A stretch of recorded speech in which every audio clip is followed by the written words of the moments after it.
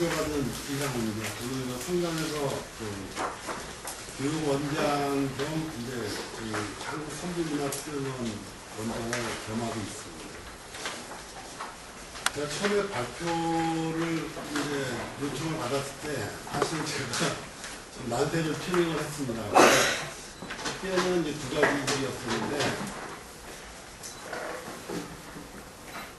지난번에 이제 사회통합위원회에서 이제 비슷한 주제로 발표를 하고, 발표자들이 발표하고 제가 토론을 할 때도 사실은 계속 꺼냈는데, 사회통합이라는 말에 대해서 우리가 이제 두 가지 관점을 가질 수가 있겠는데, 제 개인적으로는 사회통합이라는 말에 대한 거부감이 굉장히 컸었거든요. 통합이라고 하는 말의 의미는 하나로 만든다라는 일단 의미가 있을 것입니다. 왜 우리가 사회를 하나로 만들려고 하냐.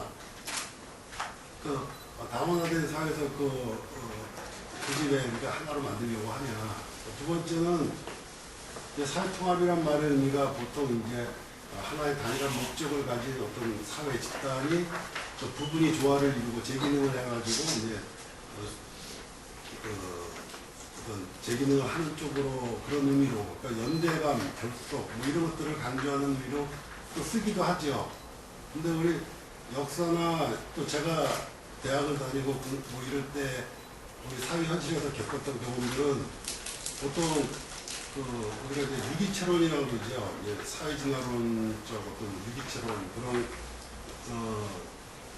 것들은 전체주의 국가에서 통제를 위한 수단으로 많이 이론들이 활용이 됐기 때문에 굉장히 거부감이 사실은 들었습니다. 그러니까 우리가 안정론이라든지 이런 것들을 보통 얘기하지 않습니까? 사회 안정 뭐 이럴 때.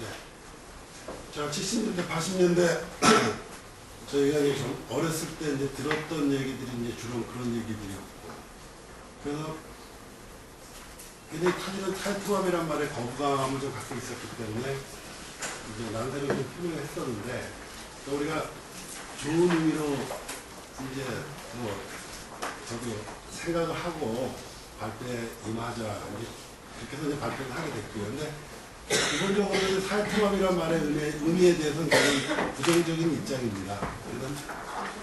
그러니까 예를 들면 이런 거죠. 다들 아시겠지만 나치나 파시즘에서 이용했던 방법들이 그런 방법들 아닙니까? 우리가 유기체론을 얘기를 하면서 우리가 가장 비근한 게 아니에요. 내 몸의 기능이 정상적으로 되는 게 가장 바람직한데, 이제 팔에 암세포가 자라고 있다.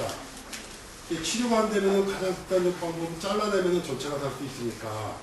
근데 그런 이론들이 사회로 들어갔을 때는 굉장히 위험한 사고를 갖게 되죠.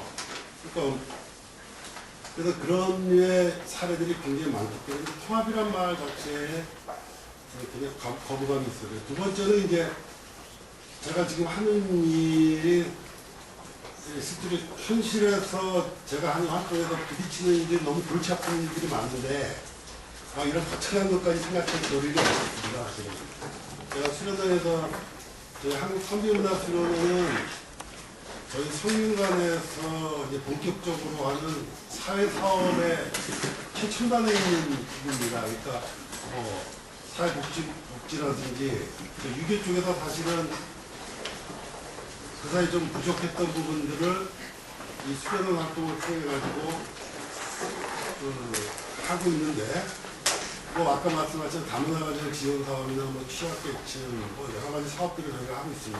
장학 사업도 하고 있고, 그래서 많은 지원 사업들을 하고 있는데, 거기서 제가 대학에서 강의를 하고 성장 사업을 하고 이러면서 전혀 알 수 없는 세계들에 제가 지금 부딪히고 있거든요. 괜히 많이 부딪히고 있습니다. 그래서 그런 것들을 고민하고 해결하고 그것도 벅찬데, 무슨 사회통합 이런 얘기하면서 큰 얘기를 우리가 얘기하는 어떻게 보면 거대 담론이라고까지는 하기 힘들겠지만은 제가 간단하게 벅찬 논이기 때문에 거절을 했는데 말씀들을 하셔가지고 종고를 하나 작성을 했습니다. 그러면서 좀 부족한 점들이 있더라도 양해를 해주시고요. 제가 아까 말씀 현실에도 부딪히는 문제라고 하는 부분에 제가 사실 많은 충격들을 받고 일들을 하고 있는데 다문화 가정 지원 사업이나 이런 것들하고 사실 우리 사회에 되게 문제가 많거든요. 저희들이 직접 겪는 문제들은 아주 현실적인 문제들을 겪으면서 제가 지원 사업을 하기 때문에 뭐 간단한 사례들이 이런 겁니다. 다문화 외국에서 시집을 와가지고 제가 이제 결혼식도 시켜주고 뭐 여러 가지로 지원 사업을 합니다. 그리고 그 사람들이 이 가정생활 하다가 또 밖에 튀어나와서 같은 동족 사람끼리 또 연애를 하다가 이혼도 하지 않은 상태에서 또 임신을 하게 되고 또 애를 낳게 되면은 굉장히 복잡한 문제들이 많거든요. 굉장히 복잡합니다. 자기 나라 돌아가지도 못하고 그 애는 또 어떻게 될 거냐. 근데 그런 사례들이 굉장히 지금 많이 일어나고 있거든요.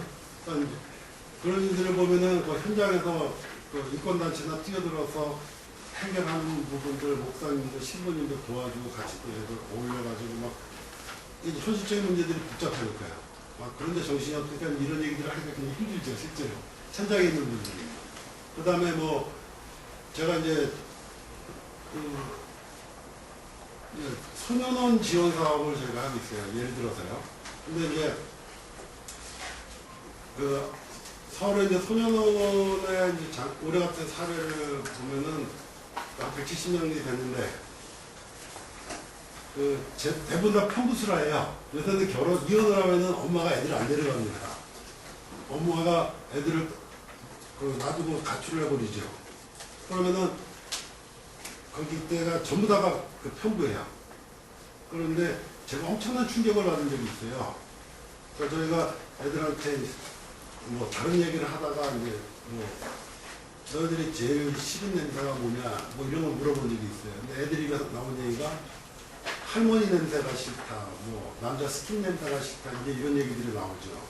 그러니까 그런 일들을 겪으면서 이제 제가 봐왔던 이런 또 사회 문제나 이런 부분들하고 전혀 다른 것들을 이제 보게 됩니다. 그러니까 그래 이런 문제들을 해결하기 위해서 내가 뭐를 고민해야 되고 뭐를 해야 될까를 이제 막 고민을 하게 되는데 그러다 보니까 이제 이런 문제에 대해서는 제가 이제 논문을 쓰고 그럴 때는 막 거대한 얘기들을 막 하고 하는데 실제로는 요새 관심이 별로 없습니다. 그러자면서 이제 처음에 굉장히 힘들었는데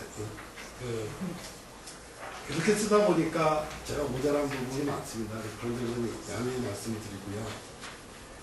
그 다음에 이제 제가 이제 전공이 근데 저도 진짜 성리학, 특히 저도 후기 쪽에가 이제 제 전공 분야입니다. 그래서 이 사학의 문제라든지 이런 데서 이제 관심을 갖고 있었고, 그래서 그때 가졌던 이제 문제의식의 부분을 이제 요 표에서 이제 표현을 했습니다. 그러니까 그때 가졌던 문제의식은 가장 이것들을 이제 저도 후기 때 벌어졌던 이제 특히 천주교의 박해나 순교 사례, 그 다음에 똑같은 양상들이 일본에도 벌어지죠. 임진왜란 이후에 이제 벌어지게 된 이제 그때 이제 우리가 잘 알고 있는 후미에라고 하는 걸 잘 아시지 않습니까, 그죠? 근데 기독교 키리스탄 박해할 때 수십만 명의 기독교 신자가 일본에서 죽게 되고 기독교가 뿌리를 내리지 못하는 그런 상황들. 근데 그것들을 쭉 보게 되면은 왜 이런 일들이 벌어졌고, 그 다음에 그걸 우리가 지금의 상황에서 봤을 때 우리한테 어떤 교훈을 주느냐 그런 부분들을 좀 고민해보자는 취지에서 이런 글들을 쓰게 되는 겁니다. 그래서 저는 첫 번째 주목하는 게 이제 성직자들에 대한 책임 문제죠. 그러니까 적어도 각자가 믿고 있는 신앙의 어떤 대상에 대한 당사자가 아니라는 거죠. 성직자들이나 교계의 지도자들은 적어도 자기들이 신자들과 똑같은 인간이라는 측면에서 먼저 자기 반성이 필요하고 자기들의 어떤 교리 해석과 판단이 어떤 영향을 끼칠 수 있을까라고 하는 부분에 대한 고민을 정말 진지하게 해야 된다. 그런 측면에 제가 이제 고민을 했던 거고 그것이 이제 우리가 지금 벌어지고 있는 종교 갈등의 해결 부분에서 중요하다라는 측면에서 이제 기술을 하게 됐습니다. 그래서 처음에 이제 나머지 부분은 제가 이 글을 쓰게 된 배경을 간단하게 말씀을 드리고요. 그래서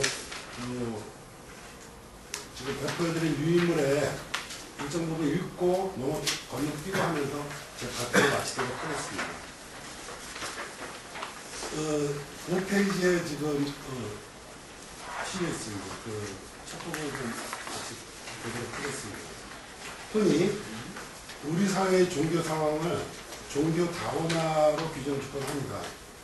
7대 종단으로 대표되는 우리나라의 종교 다원화 상황은 세계적으로 유례가 없는 것이며 이들 종교들의 평화적 공존은 우리나라 종교 상황의 중요한 특징으로 인정되어 왔습니다.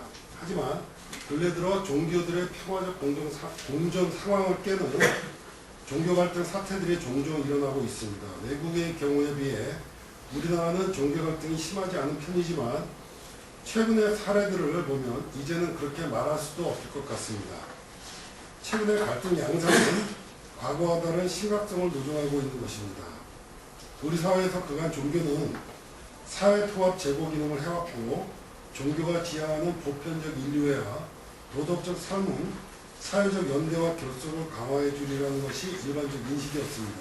하지만 실제 사회 저면에서 잠재되어 있는 종교적 갈등은 사회 통합을 가로막는 여타 사회 갈등 요인보다도 더 큰 잠재력을 갖는다고 여겨지고 있습니다. 왜냐하면 종교적 갈등이 사회적 분열로 확대될 경우 감당하기 힘든 감정적 대립이나 폭력적 상황이 전개될 가능성이 높기 때문입니다. 우리 사회에서 연대감과 결속감을 의미하는 사회통합의 제고는 그 어느 때보다도 절실하게 요청되고 있습니다. 최근 급속하게 진행된 사회적 양극화와 더불어 이익집단 간의 갈등으로 야기되고 있는 각종 사회적 갈등 양상은 사회통합의 약화는 물론 그로 인한 경제성장의 둔화와 민주주의적 이념의 퇴보를 가져올 수 있기 때문입니다. 이러한 시기에 종교가 갖고 있는 양면적 모습은 어찌되든 사회통합의 제고 혹은 약화에 큰 영향을 끼칠 수밖에 없습니다. 본글에서는 조선 후기 서학정례 시 유교와의 대립 과정을 살펴봄으로써 현재 노정되고 있는 종교 갈등을 어떻게 조정하여 사회통합의 제고에 기여할 수 있을지에 대해 논해보고자 합니다. 사업의 전례와 수용, 배척 과정에서 나타나는 당시의 문제의식은 지금도 여전히 종결되지 않은 상태로 남아있으며 서구문화와 전통문화 사이의 교수 문제 역시 지금도 여전히 해결되지 않은 그리고 해결해야 할 중요한 시대적 과제 중의 하나입니다. 특히 이질적인 종교 간의 화해 문제가 지난한 세기적 과제로 제기되고 있는 시점에서 조선 후기 서학의 문제를 살펴보는 것은 단순한 과거 역사 기술의 의미만을 지니고 있는 것은 아닙니다. 미래에 대한 전망은 과거에 대한 진지한 반성을 요구하고 그것은 시대성을 가집니다. 이런 점에서 과거의 이질적인 문화 종교 간의 충돌과 화해 사례들을 살펴보는 것은 또 다른 의미가 있을 것입니다. 그래서 이제 그 서학의 전례와 전통사회의 충격, 서학의 수용과 배척 이 부분은 제가 간략하게 요약해서 좀 말씀을 드리도록 하겠습니다. 그러니까 서학이 이제 처음에 전래되는 과정을 보게 되면 그러니까 예수의 성교는 일본을 통해서 그 다음에 우리나라로 오지 않고 중국으로 가게 되죠. 이제 기본적인 그들의 인식은 이 조선이라고 한 나라는 이제 중국의 속국 정도로 봤기 때문에 중국을 선교를 하게 되면 당연히 조선도 따라올 거라고 생각을 했던 거죠. 근데 그때 기본적으로 이제 그 선교 방식이라고 하는 것은 그 선교 대상 지역의 문화를 존중하는 형태로 선교가 진행이 됩니다. 예수이스트들은요. 그리고 기본적으로 그것이 이제 우리나라에 들어왔을 때도 그런 방향은 유지가 됩니다. 그런 점에서 당시 집권층에서도 사실은 이제 이해하는 관점에서 이제 보게 되는데 기본적으로 바뀌는 건 이제 선교의 방식이 바뀌는데도 문제가 저는 기본적으로 생긴다고 봅니다. 그래서 특히 이제 제사의 문제였는데 제사의 문제가 처음에는 허용이 됐다가 이제 그 선교의 주체가 바뀌면서 그 선교 제사를 금지시키죠. 그리고 그것이 이제 신자들에게 지켜지면서 이제 집권층에 또 그 하나의 빌미를 주게 되고요. 이제 정치적 이유와 관련해서 빌미를 주게 되고 이제 박해를 당하게 되는데 이제 천주교의 입장에서 보게 되면 이제 그 순교죠. 이제 그 순교고 박해인데 사실은 이 생명이라는 부분을 문제로 보게 된다면은 그래도 심각한 문제가 있는 겁니다. 그러니까 이 제사라고 하는 것이 과연 뭐길래 사람의 목숨까지 버리도록 그런 상황을 만들게 되느냐, 그런 점에서 이제 저는 이제 고민을 해봐야 된다는 겁니다. 그러니까 결국은 이 제사의 허용과 금지라고 하는 것은 그 교단의 결정인데, 그리고 교단의 지도자들이 결정한 것이고, 그 교단의 결정에 의해서 사람들은 죽게 되는 그런 부분들을 우리 이제 주목해서 보자. 그리고 두 번째는 그 교단에서 이제 그러한 결정들이 끼칠 그 지역의, 그 국가, 사회의 어떤 영향이라고 하는 부분을 심각하게 고려했을 수 있음에도 불구하고 단순히 교리적, 그 다음에 그 교단 내부의 어떤 쉽게 얘기하면 권력의 문제 때문에 많은 사람들이 죽는 사태들이 발생을 한다. 이제 그런 부분들을 똑같이 이제 우리 사회의 문제로 이제 돌아와 본다면은 지금 사회도 마찬가지 아니냐. 그렇다라고 하면은 제가 이제 여기서 결론적으로 말씀을 드리는 것은 이제 시간 관계상이요. 말씀을 드린다면은 우리 이제 저는 고전 읽기를 이제 또 이제 많은 분들한테 얘기를 하는데, 이제 고전 읽기를 얘기하는 사람들이 쓰는 말이 있죠. 그래서 많이 쓰는 말, 오래된 미래라는 말을 많이 쓰지 않습니까?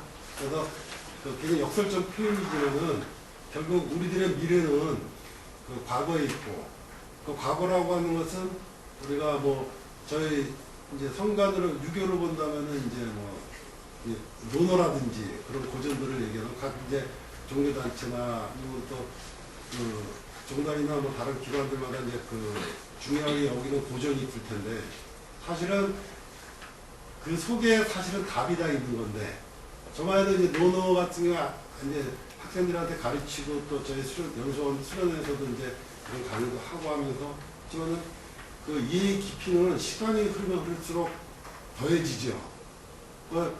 제가 어렸을 때 이제 공부를 위해서 읽던 것과 제가 뭔가를 얻기 위해서 읽는 것과는 보이는 게 굉장히 큰 차이가 있습니다. 그래서 거기서 또 많은 것들을 느끼게 되는데, 결국은 거기에 많은 것들이 담겨져 있고, 그래서 지난번에도 뭐 제가 이제 토론을 할 때, 사회통합위원회에서 할 때도 이제 그 발표하시는 분들이 추계시대란 말을 또 많이 쓰고, 그러니까 기본적으로 기원전 6세기 정도를 이제 뭐 야스퍼스가 한 얘기지만 추계시대라고 하고, 각기 다른 문명에 전혀 교류가 없던 문명에 거의 비슷한 시기에 서민들이 태어나고, 그 어려운 시기에 그분들은 동일한 그 해답을 제시했고, 그것이 이제 뭐 불교의 자비나 기독교의 박애, 뭐 유교로 하면은 공자의 임이라든지 그런 것들이 지금 현대어로 얘기하면 사랑이란 말로 이제 우리가 표현을 할 수 있겠는데, 결국 그 시대의 그 기본 정신으로 돌아가는 것이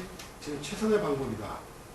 자, 그런 관점에서 본다면은 사실은 근데 그렇게 돌아가는 것뿐만 아니라 제가 이제 말씀드리는 거는 과거의 사회에서 봤듯이 그 교단의 지도자들이나 성직자들의 어떤 기본 생각과 자세가 중요하고, 그것이 어떤 종단 차원에서 선언적 의미로 우리가 이제 실행이 될 때 좀 보다 큰 효과가 나지 않겠느냐. 그리고 근데 사실은 우리가 두 가지 종교를 한 사람이 두 가지 종교를 믿을 수 없지 않습니까? 그러니까 그런 피치 못할 어쩔 수 없는 부분들은 종교가 있지요. 그죠?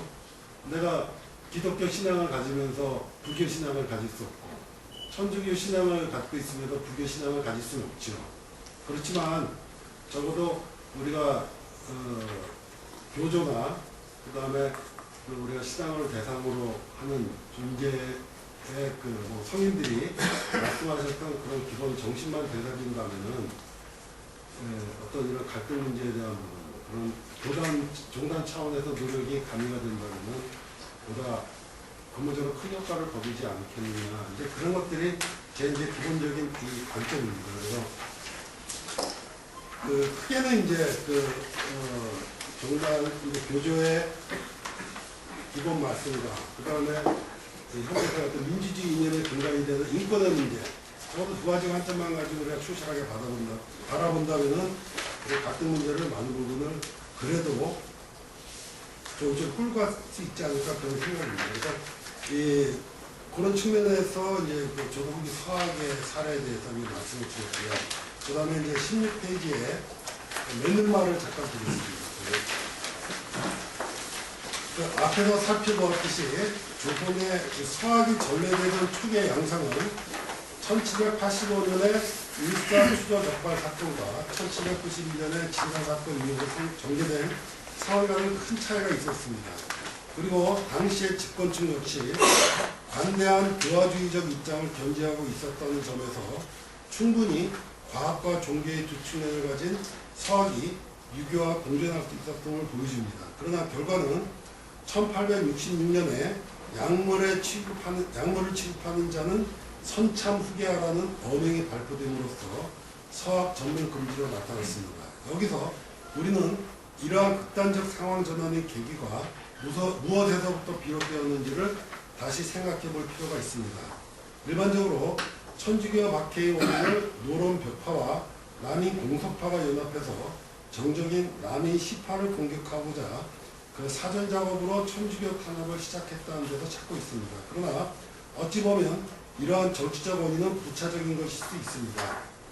유교적 입장에서 폐역으로 여겨진 군주 폐제가 조선사회, 특히 사대부계층에 던진 충격은 서학의 새로움이 끼친 충격에 비할 바가 아니었습니다.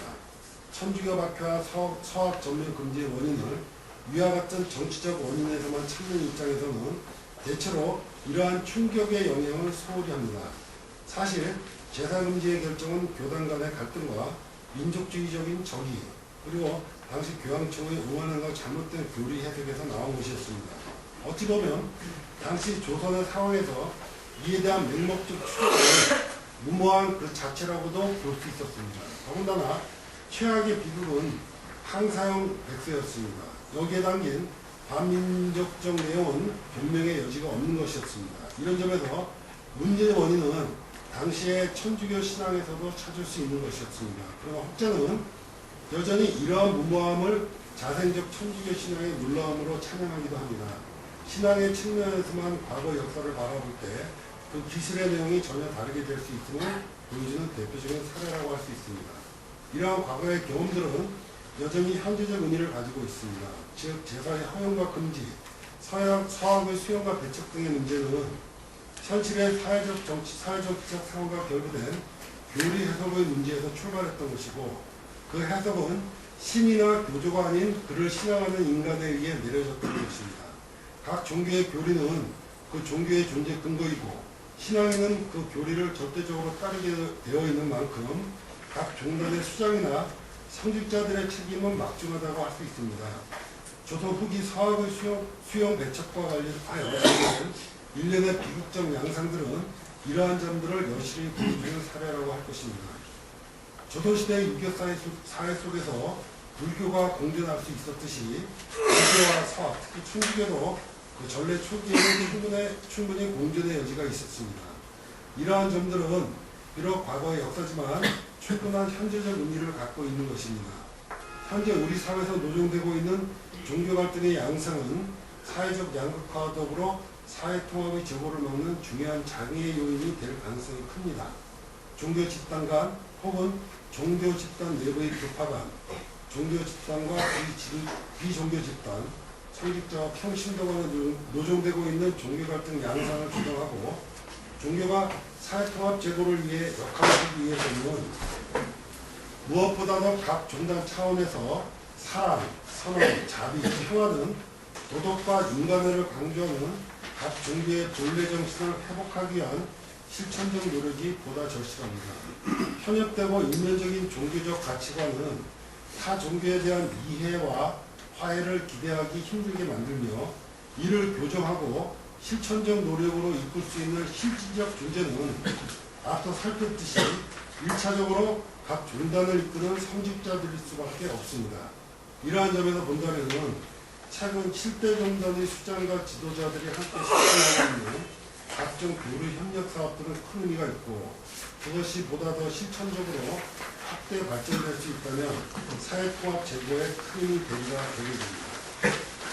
이상으로 부족한 발표를 마치도록 하겠습니다. 감사합니다.